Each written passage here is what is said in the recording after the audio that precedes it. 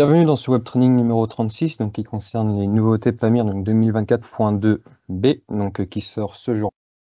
Alors, le sommaire du jour, donc on va voir tout ce qui va concerner les améliorations continues donc sur la version, donc la 24.2, donc plusieurs petites améliorations comme les options d'affichage 3D, les objets graphiques, également un développement qui est assez attendu en termes de BISO, donc pour la gestion des BISO simples. Ensuite, on fait un point sur les poutres au vent, surtout au niveau des assemblages, donc les poutres au vent qui est un sujet de plus en plus d'actualité pour réussir à stabiliser du coup les bâtiments, que ce soit aux sollicitations du vent ou au sismique. On va voir également tout ce qui va être changement de section vue en coupe, qui est le début d'un développement qui viendra en complément en 24.3, donc d'ici septembre-octobre, donc un peu plus tard. Également, on fera un point sur toutes les nouveautés du coup du module ossature bois et de la POSI. Donc POSI qui est un produit de plus en plus cohérent aujourd'hui, donc on pousse pas mal de développement et de nouvelles fonctionnalités sur ce sujet. Et enfin, un dernier point sur tout ce qui va être développement du coup à venir. Donc maintenant pour la partie plus ossature bois. Donc de même que pour les nouveautés Pamir, donc aujourd'hui on a les nouveautés ossature bois donc, qui sont en accès sur notre site support où vous pouvez également retrouver toutes les nouveautés avec le PDF qui est également téléchargeable. Donc, comme je me précisais juste avant, donc aujourd'hui, au niveau des réservations, ce qu'il était possible de faire, c'était d'intégrer du coup des poutres perpendiculaires et prévoir les empochements dans les murs. Aujourd'hui, on a fait la même chose, mais d'un sens parallèle. Donc, si on regarde un petit peu plus en détail, ici, on va se mettre en 3D également, ce sera peut-être plus facile. Donc ici, j'ai une poutre qui vient dans le sens de mon mur. Donc, de même, je vais leur indiquer que ce sont des murs ossature, 145 par exemple. Et du coup, je vais les construire ici. Et on peut voir que la poutre qui arrive dans le sens longitudinal du mur fait créer l'empochement ici. Voilà. Donc ici, il ne faut pas faire attention, je n'ai pas créé, j'ai un jeu entre mes fermettes et le mur parce que je n'ai pas créé ma liste de chaînage. Mais on peut très bien créer la liste de chaînage de manière indépendante ici, et là on est bon. Donc ça, les options sont toujours disponibles ici. Donc clic droit sur la vue en coupe de la poutre, enfin sur sa vue longitudinale pour le coup. Réservation, et là vous avez d'autres réglages comme vous souhaitez, contre-poteau plus repos par exemple. On va venir choisir la solution qu'on veut, et ces solutions viennent se référer ici au menu ossature bois, catégorie solutions et réservation, où là, de même que comme beaucoup de réglages dans Pamir, vous pouvez personnaliser ce que vous voulez, donc en termes de solutions, mais également en termes de dimensions, etc. quoi.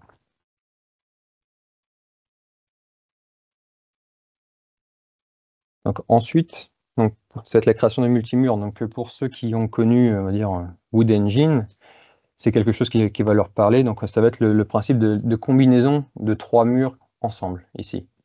Donc si on prend, je vais prendre un autre projet pour que ce soit plus parlant.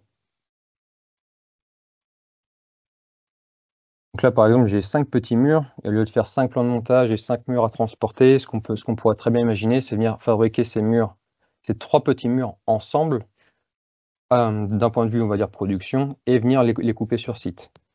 Donc, comment ça se passe? Donc ici, on prendrait nos 3 petits murs, clic droit, créer un multimur. D'ailleurs, ça va ouvrir une fenêtre ici, qui va nous demander un jeu. Donc ça, c'est le jeu qu'on va vouloir prévoir entre chaque panneau. Donc on va voir juste après. Donc là, on va lister 200. Et la longueur maxi du mur. Si par exemple, je veux fabriquer un mur de 5 mètres maximum, et que je combine mes murs entre eux, là ça fait pas 5 mètres, donc pour l'exemple on va mettre 3 mètres. Voilà. Tout de suite, c'est une ligne rouge apparaît, comme quoi il y a un problème, c'est trop long. Donc là, pas de souci. Donc sur 5 mètres, je vais pouvoir fabriquer mes 3 murs. Quand je fais construire ici, dès lors, je vais avoir un petit astérix qui va se créer au niveau du label, donc c'est automatique, qui va nous dire qu'en fait ces 3 murs seront fabriqués ensemble.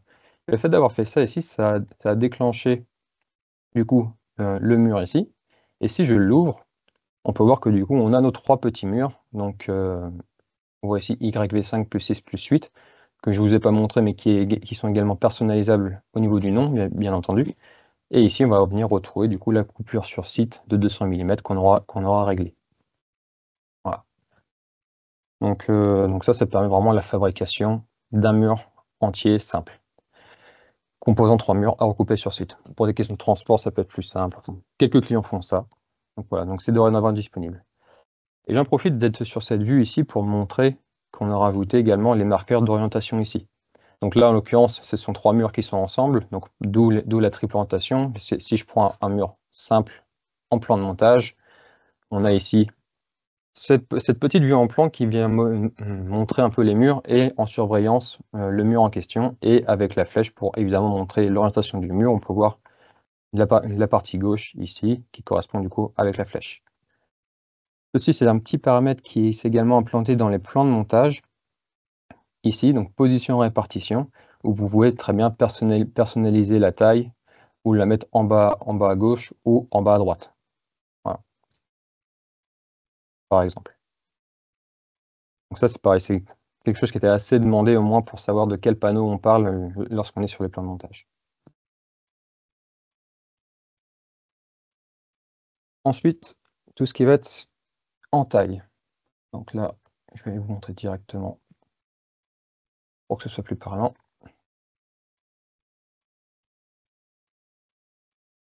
Ici. Donc après, ici, sur le mur, donc là actuellement mes posies sont posées sur une muraillère qui est intégrée dans le mur, donc sur membrure haute. Aujourd'hui, il était déjà possible de faire ce type de configuration où on avait vraiment la muraillère qui était encastrée dans le mur.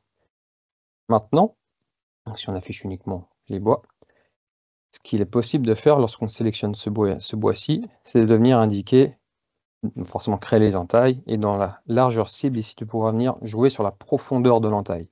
Là, par exemple, si je mets 50%, donc ici on voit sur la vue en coupe que ça s'est dédoublé, et que quand on regarde, on revient en vue 3D, ici on peut voir, pas trop non plus, on peut voir que j'ai 50% de l'entaille qui est faite dans ma muraillère, donc 22,5 dans la muraillère qui fait 45 au total, et 22,5 dans mon montant ossature bois. Donc 50% est inclus là-dedans. Et on aura toujours la possibilité ici de venir jouer sur des jeux, c'est-à-dire hors plan, dans le plan, etc. Donc vraiment selon les habitudes du client. C'est quelque chose qui est également cohérent lorsqu'on veut l'utiliser en termes d'entretoise. Donc là, l'idée, ce serait de mettre, par exemple, le primaire droit ici. Voilà. Je vais mettre la vue 3D à côté. On le voit là-bas.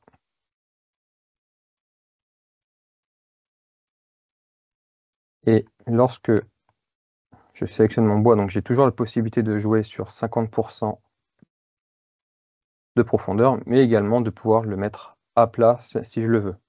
Donc là, si on sélectionne le mur ici, qu'on ne regarde que ça,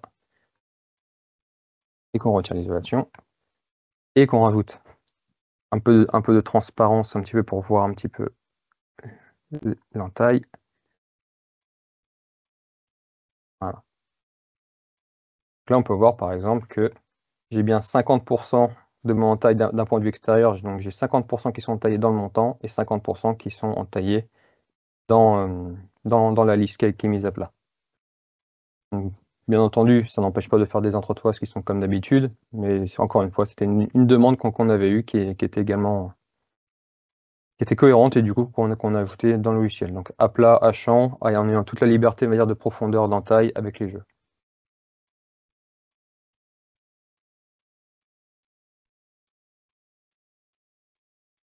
Et enfin, pour terminer, je vais faire juste un petit point du coup sur la partie POSI, où aujourd'hui, quand on est sur un système d'appui haut, on peut d'ores et déjà le faire manuellement, tourner les bois qui sont les potelets d'extrémité pour ne pas les connecter et venir les clouer, et également un système sur le défaut des barres. Donc, je reprends le même projet en question. Ici, si on commence par le défaut des barres. Donc, quand on commence un projet POSI, on indique ici, généralement, poutre POSI, taille de V, une épaisseur, donc à plat, par exemple. Et lorsqu'on mettait du 120, on devait par exemple faire bien attention à aller dans le défaut des barres. Si on voulait utiliser du 80-120 par exemple, on devait venir décocher le premier 120 pour dire à Pamir que c'est bien du 80 qu'on veut. Voilà, donc il y avait une petite gymnastique à faire, donc ceux qui font pas mal de posi le savent. Et là aujourd'hui, ce qu'on a implémenté, c'est dès lors qu'on va choisir du coup du 120, où il y a une double configuration qui existe sur des épaisseurs différentes. Ici, on a le choix de soit de mettre un premier choix, donc par défaut ça prendra du 45, ou de venir imposer directement la bonne section. Donc il n'y aura plus cette gymnastique à devoir retourner dans le défaut des barres et décocher. Donc c'est autant disponible dans les réglages dès le début que sur la vue en plan. Lorsqu'on dessine la poutre, ici, ça va être ici, dans la section de bois, donc 120, premier choix, où là je peux forcer directement, par exemple, une autre épaisseur. Et enfin, la deuxième chose, c'était le potelet. Donc là, actuellement, volontairement, j'ai laissé des potelets connectés. Donc jusqu'alors, ce qu'on devait faire, parce qu'ici, vu que c'est du 45 d'épaisseur, on avait parfois quelques difficultés à venir dimensionner du coup le connecteur. Donc c'est pour ça que parfois, il était plus simple de venir décocher le A plat et de venir remettre un alignement centre ici et venir redéplacer le potelet pour alignement hors plan, autant pour moi. Voilà. Et de venir raligner le potelet de sorte à ce que voilà, on n'ait plus ce potelet connecté. Donc maintenant, ce sera possible directement en automatique. Donc encore une fois, un réglage qui sera sauvé sous fabricant. Donc détail d'extrémité posi, ici. Et là, on a la possibilité de mettre sur champ directement. Toujours avec le retrait souhaité. Donc, OK. Et là, si je reconstruis la poutre, donc on voit que du coup, j'ai directement mon potelet connecté avec mon jeu de 5 mm qui s'est intégré. Il faut juste remettre l'appui sur la muraille. Voilà. Voilà. Donc là, ça nous permet vraiment de s'affranchir des connecteurs. Et lorsqu'on est sur lorsque la seule raison d'échec de calcul est le potelet, c'est un peu embêtant. Donc maintenant, on a cette solution qui est maintenant automatisée.